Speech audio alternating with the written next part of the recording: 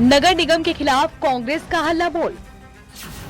कांग्रेस कार्यकर्ताओं और पुलिस में धक्का मुक्की। नगर निगम का घेराव, पुलिस ने चलाई वाटर कैनन।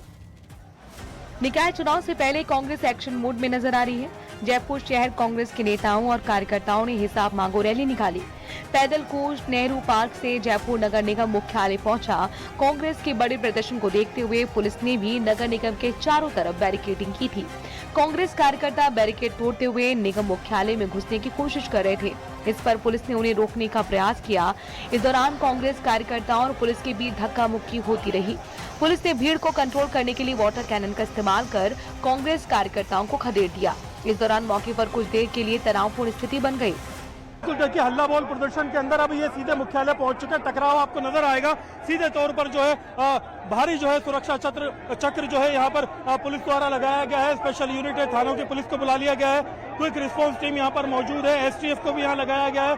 कांग्रेस के कार्यकर्ता जो है आगे बढ़कर के निगम के अंदर घुसने की कोशिश कर रहे हैं। पुलिस के द्वारा उन्हें लगातार पीछे की तरफ धकेला जा रहा है। इस मौके पर पीसीसी चीफ गोविंद सिंह डोटासरा और नेता प्रतिपक्ष टीकाराम जूली ने सरकार के खिलाफ जमकर निशाना साधा। लोग तकलीफ में हैं, परेशान हैं, भूमाफिया हावी हैं, सरकार में भ्रष्टाचार चरम पर है, सड़कों पे गड्ढे पड़े हुए हैं, स्कूलों में टीचर नहीं हैं, पीने का पानी ढंग से मिल नहीं रहा है, अपराध बढ़ रहे हैं, लोग हत्याएं कर रहे हैं, बलात्कार हो रही हैं, चेन स्नेचिंग हो रही हैं, कोई पूछने वाला नहीं है। मतलब वोट दिए थे रामराज के लिए और ये तो पता ही नहीं किस तरीके का राज आ गया। ये तो पर्चियों का राज आ गया। देखिए भ्रष्टाचार चरम पे है, यहाँ भ्रष्टाचार चरम पे है। जनता की जो समस्याएं हैं उनको सुना नहीं जा रहा, उनका ये आक्रोश है। एक बड़ा मैसेज है, शक्ति प्रदर्शन के रूप में देखा जा रहा है इसको। कांग्रेस ऐसी कोई शक्ति प्रदर्शन की बात नहीं है, ये जनता की डिमांड हम उठा रहे हैं। शहर की स्थिति ये है, घूमने से काम नहीं कराने से इसका सबसे बड़ा इम्पैक्ट अगर किसी पड़ रहा है तो जयपुर शहर पे पड़ रहा है। ना तुम करो ना वो करो, मैं तो अंदर करूंगा ना। कचरा सड़कों पे पड़ा हुआ है, शहर सड़ रहा है, नालियां साफ नहीं है, हर गली में सीवर लाइन ब्लॉक है और सीवर लाइन का पानी पीने के पानी के साथ मिलकर के आ रहा है। प्रशासन उसको कांग्रेस के प्रदर्शन पर बीजेपी ने पलटवार करते हुए कहा कि कांग्रेस सरकार ने ही नगर निगम का बंटाधार किया था। वो किस मुंह से सरकार को घेरने की कोशिश कर रहे हैं। जयपुर शहर में आज कांग्रेस के द्वारा किया गया प्रदर्शन नगर निगम पे बहुत ही हास्यास्पद लगता है।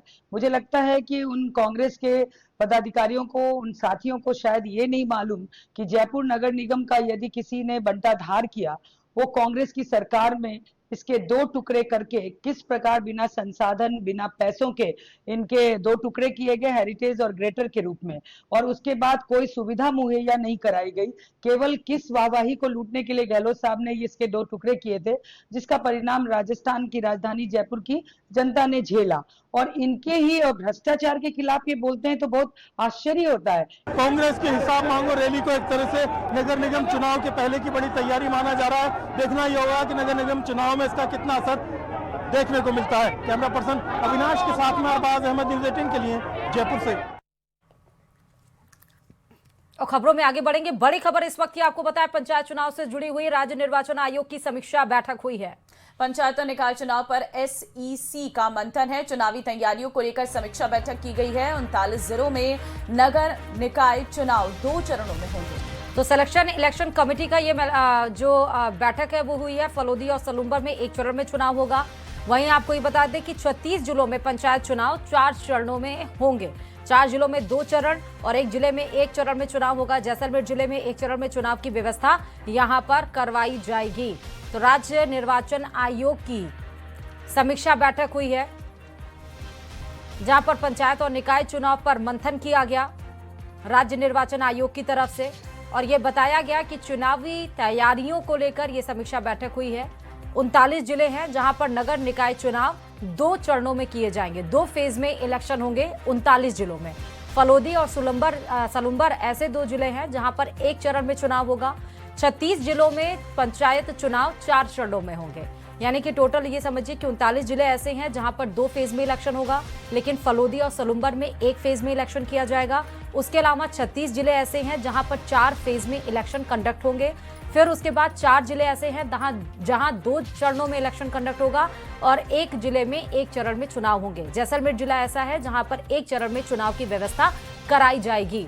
तो आप ये देखिए कि नगर निकाय चुनाव, पंचायत निकाय चुनाव को लेकर जिस तरह से कयास लगाए जा रहे थे, पिछले साल ये चुनाव नहीं हो पाए, इस साल चुनाव अप्रैल में होने थे लेकिन किन्हीं कारणों वजह से चुनाव नहीं हो पाया। और अब लेकिन जब क्योंकि ओबीसी आयोग अपनी रिपोर्ट तैयार करने के लिए बिल्कुल ग्राउंड पर उतर चुकी है और उसे रिपोर्ट भी सबमिट करना, उसके बाद से लगातार इसमें बैठक हो रही है और इस साल ये चुनाव संभव जरूर हो पाएगा क्योंकि किन फेज में ये इलेक्शंस होंगे उसको लेकर भी पूरा का पूरा स्केड्यूल जारी लगभग कर दिया गया है।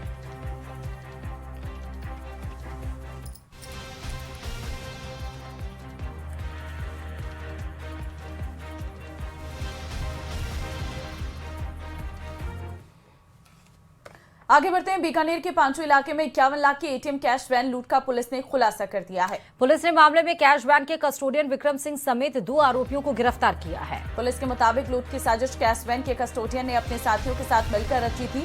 5 अगस्त को नोखा से सारोंडा जा रही कैश वैन को बदमाशों ने रास्ते में हथियारों के बल पर रुकाया और कैश बॉक्स सहित करीब 51 लाख रुपए लूट लिए थे। जांच में कस्टोडियन की भूमिका सामने आने के बाद से पुलिस ने विक्रम सिंह और उसके साथी श्याम सुंदर को गिरफ्तार किया। वहीं 2 अन्य आरोपियों अशोक जाट और मनीष प्रजापत की तलाश में पुलिस टीमें दबिश दे रही हैं।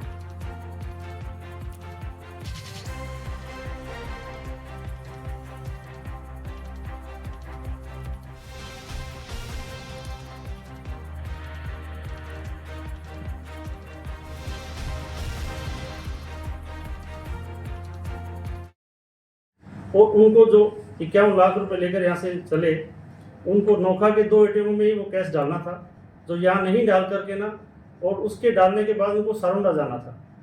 लेकिन उन्होंने यहाँ कैश को साथ लेकर गए और वहाँ पहले से ही रणनीति के तहत, जिसमें विक्रम सिंह जो राजपूत हैं, जो है चरखड़ा के निवासी हैं थाना नोखा, जो कस्टोडियन भी है सीएमएस इन्फोर्समेंट के, जो कैश डालने का काम करते हैं, उन्होंने और उसके 3 अन्य साथियों ने मिलकर के ना इस वारदात को अंजाम दिया। और इस घटना से पूर्व में पहले दिन एक दिन रूडी स्टेडियम के पास मिलकर घटना का रणनीति बनाई।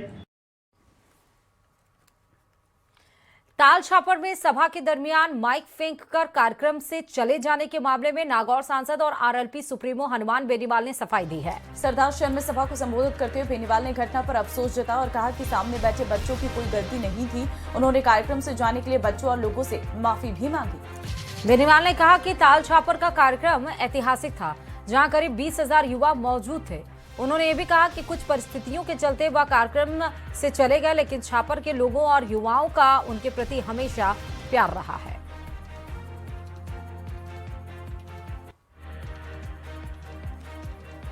तो देखिए, ये वो घटना थी जिस दिन हनुमान बेनीवाल ने माइक छोड़कर, वो मंच छोड़कर फरार हो चुके थे वहां से। और उनका ये साफ तौर पर उन्होंने वहां पर बैठे स्टूडेंट्स को भी काफी कुछ कहा था, लेकिन अब उनकी इस पूरे मामले पर सफाई आ चुकी है।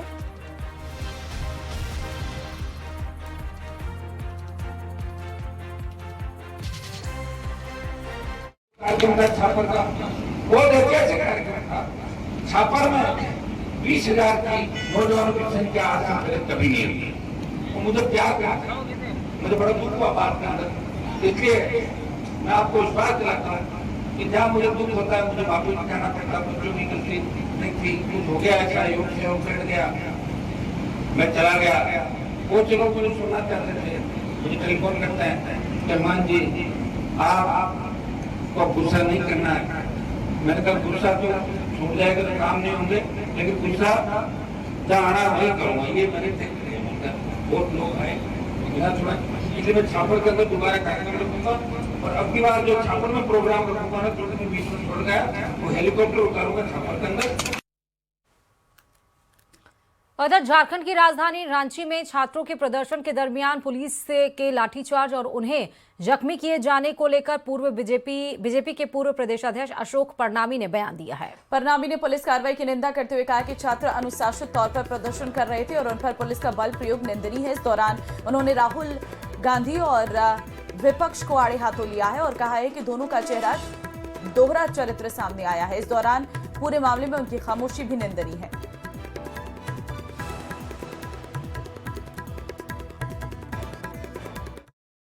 पूरा देश देख रहा है जिस प्रकार से झारखंड में छात्र अपने मुद्दों को लेकर के संघर्ष कर रहे हैं, प्रदर्शन कर रहे हैं, और मुद्दे भी बहुत ही सेंसिटिव मुद्दे हैं।